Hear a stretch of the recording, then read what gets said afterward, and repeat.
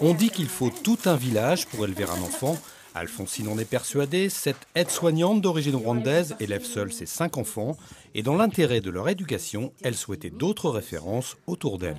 Je n'étais pas fragilisée parce que j'arrive pas à élever mes enfants, mais fragilisée vraiment de voir que j'étais la seule où mes enfants ils avaient juste le repère que de moi. Du coup, c'est vraiment avec tous ces motifs que je me suis mise à la recherche d'une tierce personne. Alors ce mercredi, sa fille Eunice s'échappe. Florine, sa marraine, vient la chercher pour une escapade complice et gourmande. Cookies au programme.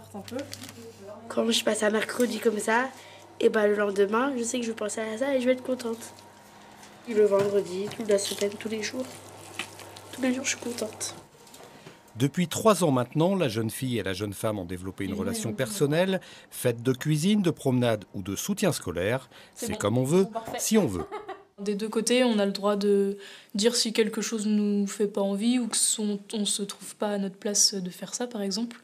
Là, c'est vraiment parce que ça, des deux côtés, ça nous fait plaisir. Donc voilà, le cahier des charges, c'est d'entretenir la relation, de la perpétuer, de faire en sorte que ça fonctionne. Et après, c'est selon qui on est. Une marraine proche d'être une amie, peut-être même une confidente, et que Nice appelle d'ailleurs sa tante.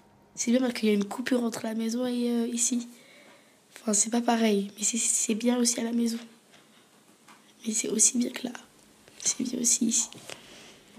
Et puis chez Florine, il y a Iron, la chatte qui adore se faire brosser par Eunice. La jeune fille apprend là à dominer sa peur des animaux. Il faut tout un village pour élever un enfant et un chat.